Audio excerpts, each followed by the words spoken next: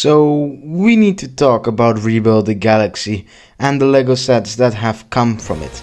But first, hello everyone and welcome back to a new video. Today's topic is going to be Rebuild the Galaxy, the LEGO Star Wars original show. Today's topic will mostly be the sets that has come out of the line and the future of this line. So for the people who are not aware, Rebuild the Galaxy is basically this LEGO Star Wars original show. It's something LEGO Star Wars has made up and is completely original. However, some parts of it, like the Dark Falcon, have been pulled directly out of canon. So follow me and I'll show you everything you need to know about the Rebuild the Galaxy sets and the future of this show. The first thing you need to know is that Season 2 will premiere this year. It has a lot of hype around it because the first season was pretty successful on Disney Plus. I personally enjoyed it after watching it, and if you have watched it too, I think you have enjoyed it yourself. But today's topic is not the show, that will be for another video, but today's topic are the LEGO sets that have come out of it. One of the first LEGO sets LEGO released that is directly attached to Rebuild the Galaxy is Jedi Bob's Starfighter. This is quite the weird set and quite expensive, I'm going to have to say. Looking at Lego City, which is also a LEGO original team, they can make things original because they don't have to pay extra taxes to Star Wars and Lucasfilm. I thought this would be the same for the Rebuild the Galaxy sets, but it's not. So Jedi Bob's Starfighter is basically the starfighter of this legendary Jedi who named Bob. He originated from the first ever Republic gunship ever released all the way back in 2002. People love this character and he grew to be quite an expensive character. The average price for Jedi Bob still is around the $90. People loved him, they wanted to bring him back, so this new show was the perfect opportunity to bring Jedi Bob back to life. And so they did. They made an entire starfighter around it, but I'm going to have to say and give some justice to the thumbnail. It is quite a goofy set. I am personally not the biggest fan of the color scheme. You have the red and white and then a sort of blue/black cockpit. It's something weird, but that's what Rebuild the Galaxy is all about. It's weirdness, it's quirkiness. That's definitely something that's part of the galaxy. The story of Rebuild the Galaxy as a show is basically, some child touched the building stones and now everything is mixed up.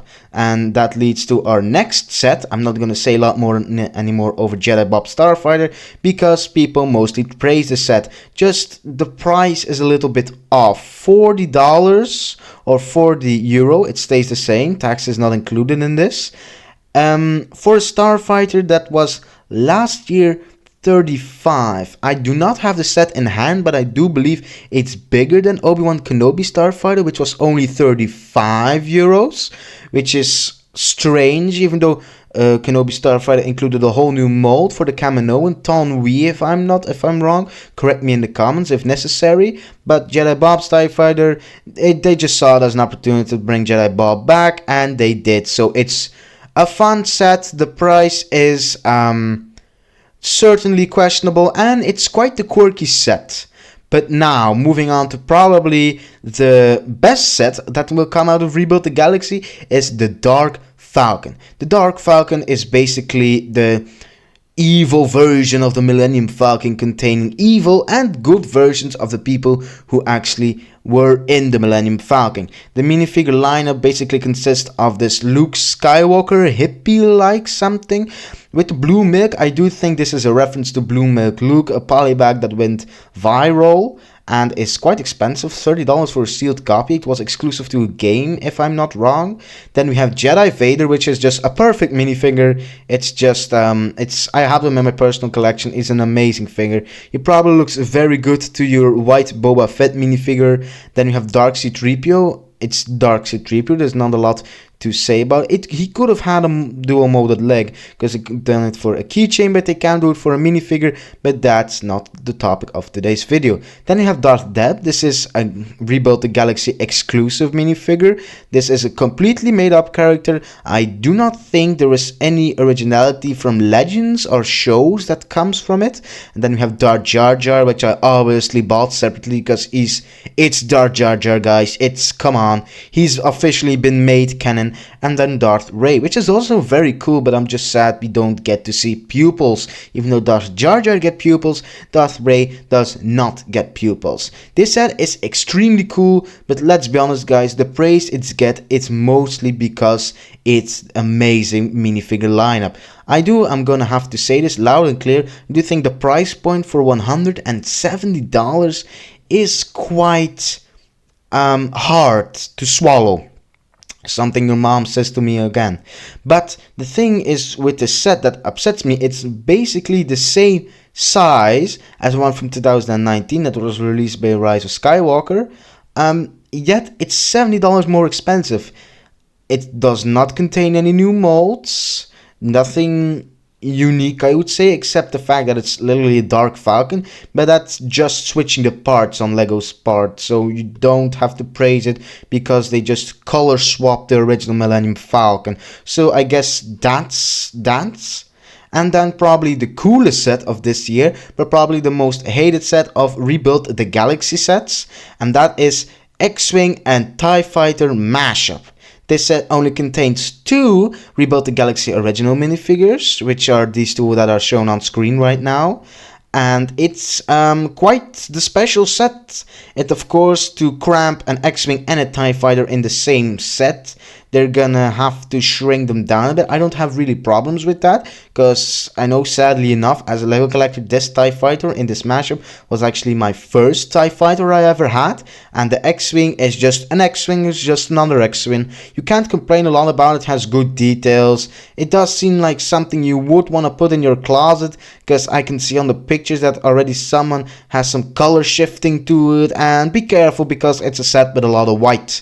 The only X-Wing you don't have to do that is with Poe Dameron's X-Wing from back 2017, because that set is basically all black. That would look probably very good next to your Dark Falcon if you have both sets, so I definitely say go put them together. But now these are the 3 sets that are still on shelves that are available for Rebuild the Galaxy. I don't know till this video comes out. I think when this video comes out, Jedi Bob Starfighter will already be retired. I doubt it, but I think. I did not know the sets, because before I watched Rebuild the Galaxy, I thought these were such quirky and weird and goofy sets, because why would Lego release this? Like, it's ridiculous. And then I watched the show, and oh my god, is that Jedi Palpatine. His riz is unmatched, guys. Oh my lord, praise the guy, praise him. Oh my god, I'm about to bust. No, I'm not gay. But the thing is about these sets is, it's good, but I'm really doubting of the future, because it's original content, and in my last video, the Night Trooper Battle Pack, I like to put emphasis on the fact that Lego fans do not like original content, even though the Dark Falcon and the Jedi Bob Starfighter, which are actually completely unique designs, except of course my opinion, they have gotten a lot of praise, and the TIE Fighter mashup and X-Wing mashup is just it's a TIE Fighter and X-Wing, guys. Don't complain a lot about it. Be happy you get them both in a set. I rather have them together in a set than both separately and out of match and weird, and come on, I'll just have it like this. But now the thing is, after watching the show and seeing the absolute riz of Jedi Palpatine, is I get it. The sets, they're great sets. I also learned that it was actually you're actually supposed to switch the wings from the TIE Fighter and the X-Wing and swap them, and I guess that's cool if you want to do that. I'm not personally gonna do that, so you definitely go for it, I guess. That's not my thing I'm gonna do with these sets when I eventually get them, but hey, go for it. It's your sets, you do what they want. Now, I also want to talk about the future of this lineup. I said I'm quite scared because LEGO fans are quite afraid of original content, but on August 1st, 2025, we will be getting a new set, and it's going to be the Hot Rod Speeder. It's basically a recolored version of the Snow Speeder. It has been already leaked, and by the time this LEGO video comes out, probably fully revealed, but I doubt it. No, it's probably won't be revealed. Here's a leaked picture and a picture of the original video. I guess this is definitely a cool way to continue this line. It's a cool way to continue its quirkiness, its recoloring. Contains a couple minifigures with weird names I can't really pronounce. I'll put it in the subtitles so you can read it out loud for me. Yeah, it looks like the future of this line is secured, but I do not think, I'm gonna be honest, these sets are so goofy. In 2 or 3 years, I don't think these sets will be appreciated as much. I definitely see the Dark Falcon being looked at in 3 or 4 years as a weird set, or Jedi Bob Starfighter is already overpriced, but let's be honest, when the set eventually retires, you all know that Jedi Bob's gonna be like a $20 minifig within the first 2 weeks of its retirement. So yeah, that's actually all I want to say about this line and its future, and thanks for watching.